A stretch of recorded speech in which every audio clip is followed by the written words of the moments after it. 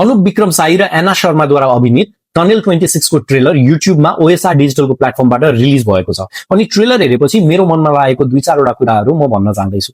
DD किन्लेले निर्देशन गरेको यो फिल्म नेपाल र भुटानका कलाकारहरूको सहकार्यमा बनेको एउटा सुपरन्याचुरल क्रिएचर थ्रिलर फिल्म हो। ट्रेलर हेरिसकेपछि मलाई यसका केही पक्ष निकै बलिया लाग्यो भने केही कमजोरीहरू पनि देखिएका छन्। आउनुहोस् पहिले यसका 5 राम्रा कुराहरूबाट सुरु गरौँ। पहिलो राम्रो पक्ष भनेको यसको सेटिङ अफ द इन्भाइरोमेन्ट हो।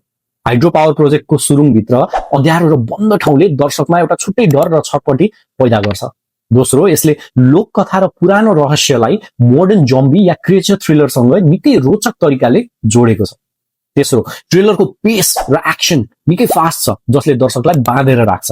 चौथो, यसमा इन्जिनियर, रेस्क्यू टिम र स्थानीय बासिन्दाहरूको विविध समूह देखाइएको छ जसले गर्दा मानिसहरूको डर र इन्टरनल कन्फ्लिक्ट अझ प्रष्ट हुन्छ।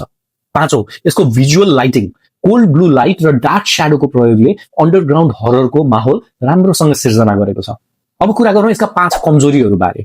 पहिलो, यसको कन्सेप्ट केही हदसम्म पुरानै लाग्छ। सुरुमा चमेरा र रेबिज भन्नु अनि पछि सुरुङ खन्दा पुरानो रहस्य बिउजनु जस्ता कुराहरूले हलिउडका धेरै फिल्ममा यस्तो कुराहरू देखिसकेको छ।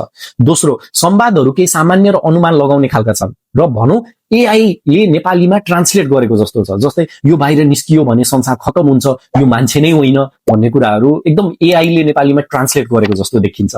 तेस्रो, केही दृश्यहरूमा भिएफएक्स र छिट्टो छिट्टो काटिएका शर्ट्सहरूले गर्दा राक्षस वा क्रिएचरको रूप कस्तो छ भन्ने कुरा प्रश्न देखिँदैन। हुन त यो फिल्मकै लागि सरप्राइज एलिमेन्ट पनि हुन सक्छ। चौथो, यो फिल्ममा अलिकति कन्फ्युजन चाहिँ के देखिन्छ भन्दा यो सर्भाइभल थ्रिलर हो कि जम्बी फिल्म हो कि या पौराणिक कथा हो भन्ने कुरामा टोन केही अस्पष्ट लाग्छ। पाँचौं, पात्रहरू हरर फिल्मका पुराना ढाँचामा आधारित जस्ता देखिन्छन्। जस्तै एकदम साहसी नायक, डराउने कामदार र रहस्य खोल्ने अनुसन्धानकर्ता। अब यसको पोसिबल स्टोरी लाइनको कुरा गर्दा पहाडभित्र ठूलो जलविद्युत परियोजना खन्ने क्रममा कामदारहरूले एउटा पुरानो बन्द गरिएको गुफा वा रहस्यमय ठाउँ खोल्छ। त्यसपछि त्यहाँ वर्षौंदेखि सुतिरहेको कुनै पौराणिक शक्ति वा श्राप बिउजिन्छ।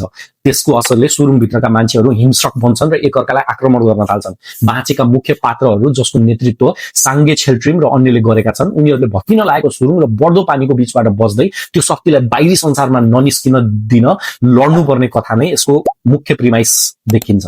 अब यो फिल्मसँग जोडिएका मुख्य व्यक्तिहरूको पृष्ठभूमि हेरौँ है।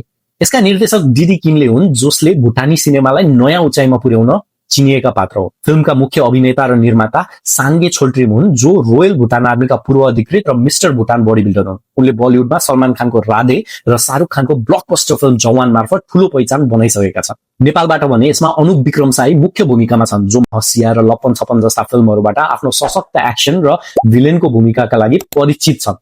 तर सिनेमा भन्दा बेसी उनी मोडल, र्याम्प शोज